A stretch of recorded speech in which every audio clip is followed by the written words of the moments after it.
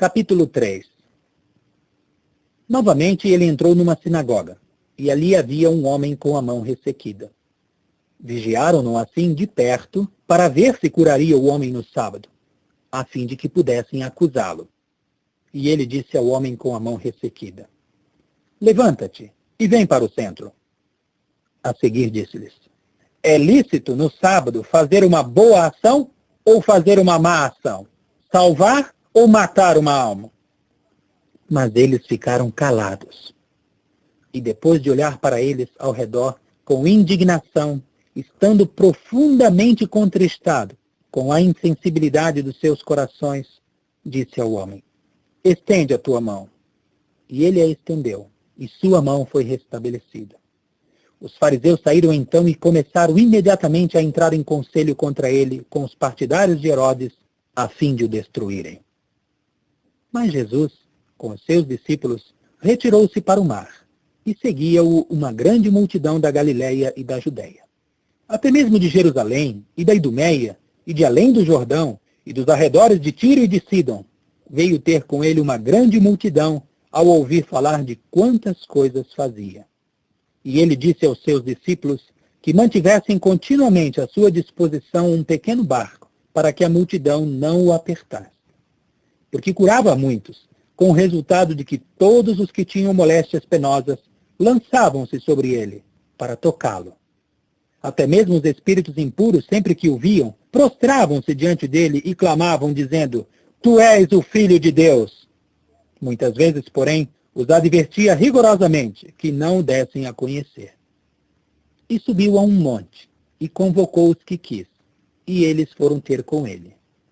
E formou um grupo de 12, aos quais chamou também de apóstolos, para que continuassem com ele e para que pudessem enviá-los a pregar e a ter autoridade para expulsar os demônios.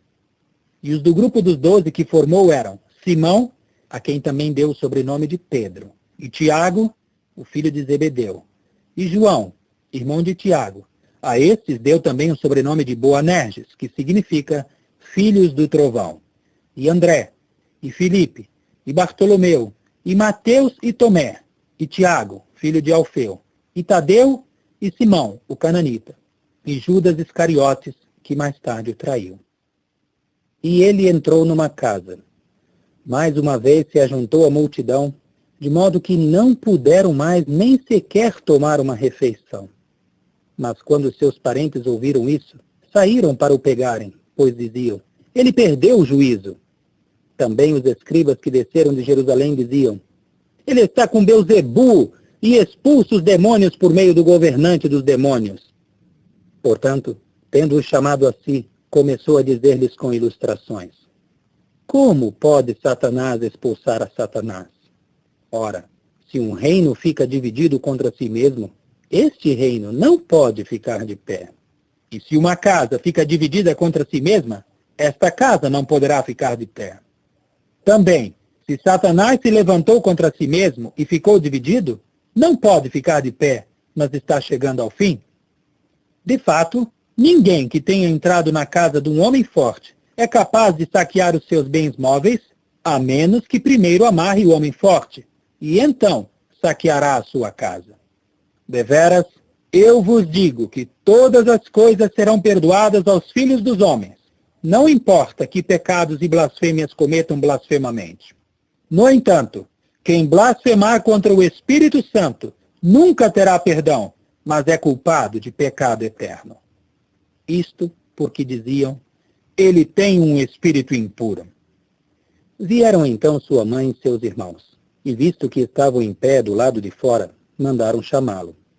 Acontece que havia uma multidão sentada em volta dele, de modo que lhe disseram: Eis que tua mãe e teus irmãos lá fora estão te procurando. Mas ele lhes disse em resposta: Quem é minha mãe e meus irmãos? E tendo olhado em volta para os sentados ao redor dele num círculo, disse: Eis minha mãe e meus irmãos. Todo aquele que faz a vontade de Deus, este é meu irmão, e minha irmã, e minha mãe.